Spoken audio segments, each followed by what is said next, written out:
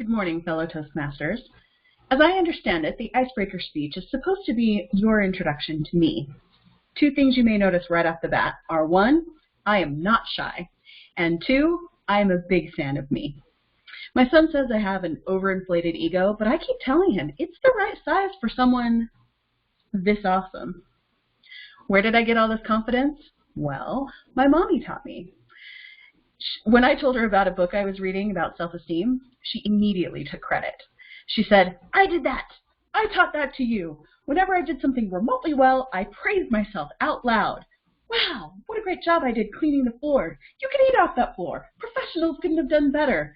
That is an amazing job, and I personally am amazing." Fast forward 40-ish years, and you can see the personable, poised, and pretty spectacular result of all of that deliberate coaching. All this exuberance can be a little overwhelming, but I get the sense this group can handle it. After all, that's what the Icebreaker speech is about, making the first move, drawing people into your personality, and forming friends in short order.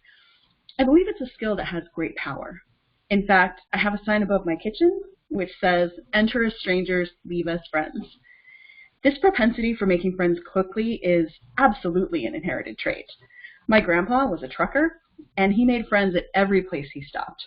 It was not unusual for us to be at a store or a restaurant 100, even 200 miles away from home and hear a complete stranger calling out, "George!" like he was Norm from Cheers or something. Speaking of family, I grew up with 3 brothers and 0 sisters. I'm sure you're thinking, well, that explains a lot. Did I play Legos and G.I. Joes? Absolutely. But Strawberry Shortcake and Barbie also featured heavily in my childhood.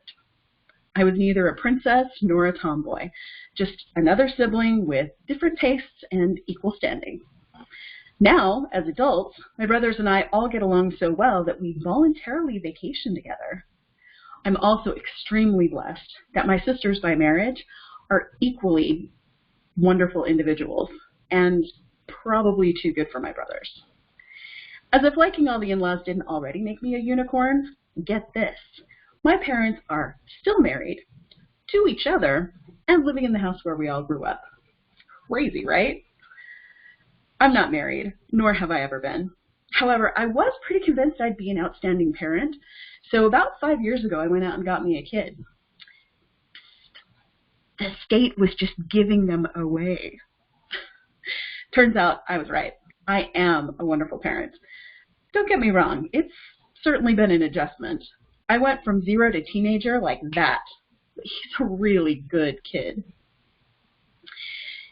I officially adopted him in December 2015. Nothing says love like holding legal title. I enjoy parenting so much that my long-term ambition is to get more. As I tell my son, far be it from me to deny some other child the privilege of having me as a mom. You can probably picture the eye roll. My real baby is my business. I left the corporate world in late 2019 to start my own real estate investing firm, and I just can't say enough nice things about my boss. I came to Toastmasters because I actually enjoy public speaking. I think we've all seen in the past few weeks that I have a lot of rough corners to polish, but I'm willing to lean into the discomfort of not being immediately awesome at this if you're willing to help. I love that I can pursue this passion with a group of like-minded individuals because I am a raging extrovert. I say I'm people-powered because groups energize me, and I crave company almost all the time. This COVID thing has been absolute torture for people like me. Now here's where I give you the keys to the kingdom. If you want me to do something, you need to attach it to a person, impose on our friendship, play on my guilt, manipulate me by making the outcome important to someone I care about. I will absolutely put other people's needs ahead of mine. I'm not saying I'm a complete pushover. I feel that would be dangerous to admit to this group. I simply want to point out that I can be prevailed upon to pitch in once in a while because I like you. Another thing you need to know about me is I am constantly seeking new ideas and learning new things. However, the real thrill is in sharing the new information with friends and family. You may hear me saying, "Let me introduce you to your new favorite thing," when I've discovered something absolutely awesome that must be broadcast immediately. Sometimes my new favorite thing is a person. Networking sounds like such a chore when it's positioned as some thinly veiled quid pro quo, but making connections person to person or person to resource is one of the joys of life.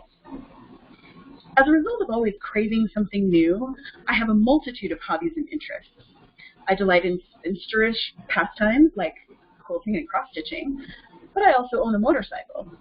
I enjoy pedestrian pursuits like cooking and blogging, but my taste in movies and TV is decidedly exotic. If you've never experienced the absolute joy that is Bollywood movies or Korean TV, come see me. We have much to discuss. My time is short, but thank you for indulging me while I ramble on about myself.